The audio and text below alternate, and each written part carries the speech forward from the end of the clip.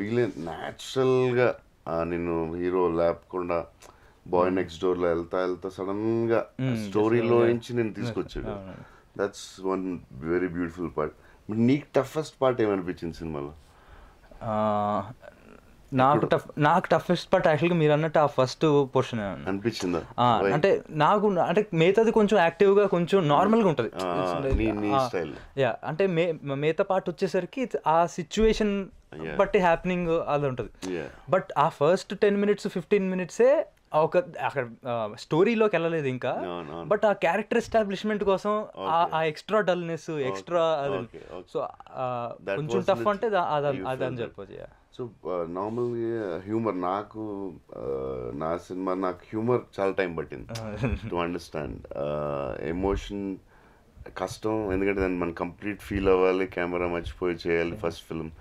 And ఇప్పుడు మీ director ఏంటంటే emotion sustain చేసి కంటిన్యూ చేసి ఆపి మళ్ళీ ఏదో ఆలోచించి సో అది చేశారు. But that's not easy task. ఒక ఎమోషన్ కంటిన్యూ చేయడం ఒక స్టైల్, ఎమోషన్ వెళ్ళి మళ్ళీ టఫ్ అని పీక్ వెళ్ళి ఆపడం అనేది ఇట్స్ నాట్.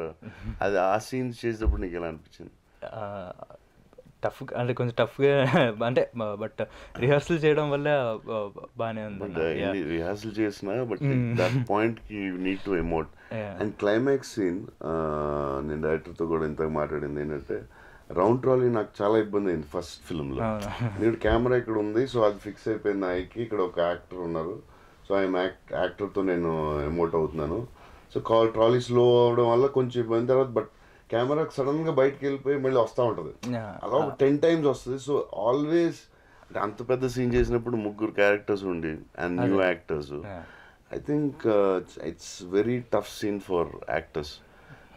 ఇక్కడ మనం క్యారెక్టర్స్ని తో యాక్ట్ చేయాలి, డైలాగ్ అంత పెద్ద డైలాగు అది చేస్తా, కెమెరా మూవ్ అవుతూ ఉండాలి.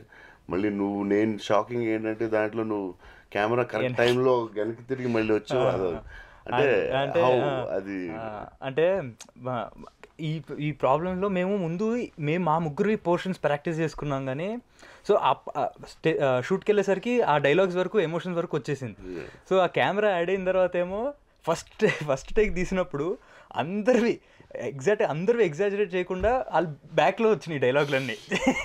ఫస్ట్ టేక్ అయితే ఎవరిది ఫేస్ కనిపించలేదు డైలాగ్ చెప్పేటప్పుడు. సో అది కొన్ని 2-3 టేకులు చేసాక కూడా సెట్ అవ్వట్లే. సో కొంచెం టైం తీసుకుని వెనక్కి తిరిగి ఆ రియాక్షన్లు ఇవ్వడం కొంచెం ఆ స్టైల్లో అప్పుడు చేసాం.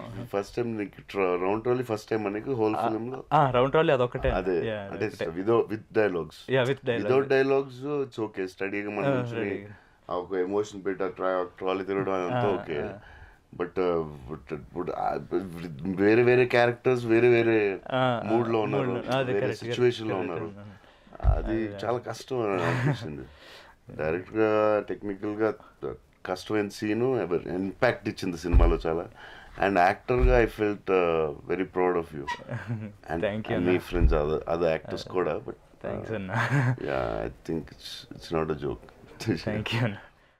నువ్వు అన్ని డాన్స్ లైవ్ బాగా చేస్తావు పాపం, మీ డైరెక్టర్ సినిమా పెట్టలేదు. So okay, so action scenes ఎలా అనిపించింది నీకు? బాగానే ఉండింది అన్న. అంటే it was not tough. Rehearsal చేసింది. సినిమాలో ఇంకా బాగుంది, ఎందుకంటే ఆ టైంకి ఎందుకు అలా రియాక్ట్ అవ్వాలో తెలుస్తుంది కదా. అక్కడ పర్ఫార్మెన్స్ చాలా బాగా చేసాను అనిపించింది. అదొకటి. ఇంకోటి 8 months గెడ్డం పెంచావు నువ్వు. 8 months గెడ్డం జుట్టు. మీ అమ్మ ఏమనలేదా మరి ఇంట్లో అలా గెడ్డం పెంచు తిరుగుతా అన్న? సినిమాలో డైలాగ్ ఉంటుంది యాక్చువల్గా, అగోరాలా ఉన్నావని. అది యాక్చువల్గా ఇంట్లో అందరూ 8 months గెడ్డం. నీకు ఫస్ట్ టైం ఏమో అంత గెడ్డం ఫస్ట్ టైం అన్న. సో ఓకే, తీసాక హ్యాపీ అనిపించింది చాలా. నాకు బాహుబలి తర్వాత గెడ్డం ఎవరు గెడ్డం పెంచుకున్నా బాహుబలి అయిపోయిన తర్వాత పాపం అనిపిస్తుంది. పాపం కాదు, నాకు ఇరిటేషన్ వచ్చింది. రానా కానీ ఎవరన్నా గెడ్డం పెంచుకుంటే ముందు గెడ్డం తీసేయండి. సో బట్ గెడ్డం కూడా నీకు సూట్ అయింది.